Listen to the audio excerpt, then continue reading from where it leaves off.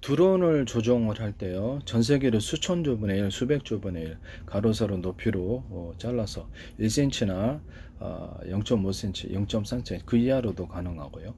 그래서 이것을 좌표와 숫자 방식으로 표시합니다. 그래서 전 세계 내비게이션과 맵지도 이것을 바닷속도 가능하고 지하도 가능한데요.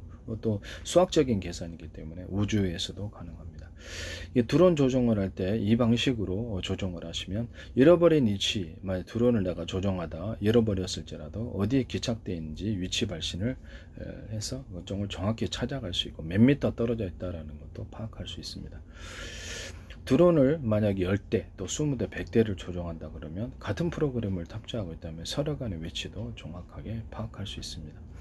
이와 같이 하시면 제 기술 구조가 되겠습니다. 남의 기술을 그래서 특정한 어떤 목표 지점에 드론을 배달시킬 수도 있고요. 또는 일정 좌표, 이쪽부터 저쪽까지 일정 좌표와 숫자를 공간과 구역을 순찰한다 그랬을 때 정기적으로 자동 순찰할 수도 있습니다. 이와 같은 방식을 선택하시면 제 기술 구조가 되겠습니다. 만일에 이제 드론이 연료가 충분하다면 정찰병으로 사용을 해서 그 근처를 계속 일정 구역을 계속해서 정찰하면서 떠 있을 수가 있겠죠. 연료만 충분하다면. 또는 거기다가 뭐 각종 뭐 탄이라든지 이런 것들, 뭐 소총탄 아니면 가볍게 뭐 수류탄이라든지 이렇게 이런 거 좀 큰 거는 약간 뭐랄까 이렇게 미사일까지는 아니더라도 쏜 포를 달아가지고 작은 포를 달아가지고 제가 쏜다 그랬었죠. 드론 같은 데에다 쏘고 작은 포를 달아서 쏠 수 있다. 또는 어떤 RC카 방식으로 이렇게 폭탄 배달부를 만들었어요. 동굴 진지 같은 데 들어가서 폭탄을 이렇게 터뜨릴 수 있다라고, 시한폭탄을 달든지 전파 방식으로 터뜨리듯이 뭐 이렇게 할 수 있다고, 또는 부딪혀 갖고 폭발하는 이런 방법도 있을 수 있습니다. 그때 이제 RC카 방식으로 할 때 크기별로 다양하게 있을 수가 있고요. 그에 따라서 그 RC카에다가 작은 미니 포를 달아서 폭탄의 유력만 크다면 상관없는 거예요. 그래서 이렇게 유탄 발사기처럼 팍팍팍팍 쏜다면 재밌게 이것도 상당히 유력이 있을 것으로 생각합니다. 그와 같이 만드시면 제 기술 구조가 되겠습니다. 완전 자동 무인화도 시킬 수 있어요. 이게 아까 전에 드론 조정하는 것처럼 좌표와 전 세계를 이렇게 좌표와 숫자 방식으로 표시한 그런 것을 만들어서 일정 구간을 순찰하도록 그렇게 RC카 방식이긴 하지만 그렇게 하면 자동으로 그쪽 구역을 제가 순찰을 하게 되고요. 그에 따라서 목표물, 어떤 수상한 것에 대해서 나한테 영상을 보내준다든지 경보음을 나한테 울려준다든지 이런 방식이 있을 수 있겠습니다. 그러면 그것은 이제 수상한 움직임에 대해서 이렇게 쏠 것인가 말 것인가를 결정할 수도 있고요. 적극적인 전장에서는 그냥 쏴도 상관없게 자동 사격 그런 것들도 있을 수가 있다라는 것을 말씀을 드립니다. 전파 방식이면 언오프 방식으로 해서 제가 대인지뢰나 대전차 지뢰를 전파 방식으로 끼운다라고 말씀을 드렸죠. 언오프에서 나중에 파가지고 다시 다른 데 매설할 수도 있고, 전파 방식으로 해서 원하는 지점에 딱 매설을, 주요 이렇게 도로다, 이렇게 길이다, 그냥 매복을 이렇게 여기다 심어 놓고 상대방의 전차라든지 뭐 이렇게 기갑 차량들이 올 때 한꺼번에 폭발시키는 그런 순차적으로 폭발시킬 수도 있고요. 그와 같은 방식을 사용하시면 제 기술이 되겠습니다.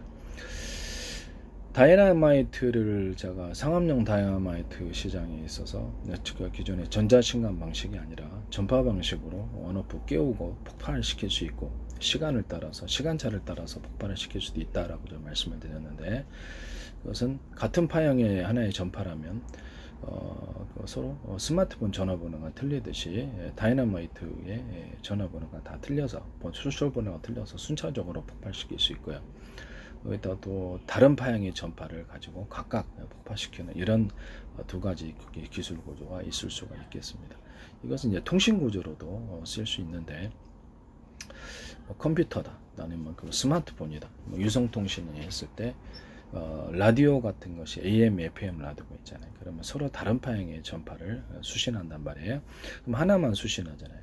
그러면 전체를 다 수신할 수는 없을까? 또는 수신뿐만 아니라 송신할 수 없을까라는 것이 통신의 하나의 수단이 되는 것이며, 제가 서로 다른 파형의 전파를 주파수 송수신기를 달아서 통신칩이죠. 송수신할 해서 그걸 통해서 통신 도로가 많은 이런 통신 방법을 선택한다는 거죠. 이 방법을 선택하시면 제 기술이 되겠습니다. YTN의 광메카트로닉스 부산대 교수, 부산대에서 하시던데 김창석 교수님인가, 이게 제 기술이라는 것을 말씀드립니다. 뭐 자율주행 차량에서 서로 파형이 틀린 레이저파를 쏘고 송신하고 수신하시더라고요. 이 방식은 통신 방법으로 사용될 수 있기 때문에 제 방법이라는 것을 다시 한번 말씀을 드립니다. 또는 좌표와 숫자 방식으로 물체의 크기를 인식하는 제 방법을 사용할 수도 있다. 이것은 군에서도 되게 유용하게 사용할 수 있을 텐데요. 전파를 쏘는 방식이 아니라 물체의 크기를 따라서 위치, 거리를 측정하는 수많은 데이터 실험을 통해서 오차율을 줄여나갈 수 있고요. 프로테이지를 높일 수 있습니다. 그래서 말이야, 미사일 같은 뭐 KGB 같은 이렇게 키트 달아서 움직이는 것에는 영상 장치 하나 이렇게 카메라 달아놓으면 그것을 보고, 그래서 그 물체를 따라서 거리를 측정하는 이런 방식을 선택할 수 있습니다. 헬파이어 미사일도 가능하고, 기타 다른 미사일에도 이렇게 추적 장치를 달아놓으면 그걸 따라서 선회하도록, 이렇게 움직이도록, 비행하도록 미사일을 만들어 놓거나 그러면 그에 따라서 영상을 보고 계속 추적이 가능한, 전파를 쏘지 않고 복잡한 장치가 필요 없이 전파를 쏘지 않고 이렇게 해서 추적해서 할 수도 있다. 전파를 쏘는 방식도 될 수 있어요. 추가로 해서 그때 이제 좌표와 숫자 방식을 선택을 한다는 거죠. 아까 전에 처음 말씀을 드렸던 좌표와 숫자 방식으로 상대방을 계속 추적하게 되고, 물체 크기를 따라서 거리를 인식하고 이렇게 한다는 거죠. 자동차에서도 물체의 크기를 따라서 이렇게 이렇게 자동차가 멀리 있다가 가까이 오면 물체 크기가 커지잖아요. 이 방식을 따라서 자동차를 인식할 수 있다. 또는 또 서로 파형이 틀린 다른 전파, 레이저파 아니더라도 다른 전파를 쏘거나, 뭐 초음파도 있을 수 있고, 뭐 다양한 전파가 있을 수 있잖아요. 거기다가 또 어떤 다른 군에서 쓸 때는 마이크로웨이브 전파도 쓸 수도 있고요.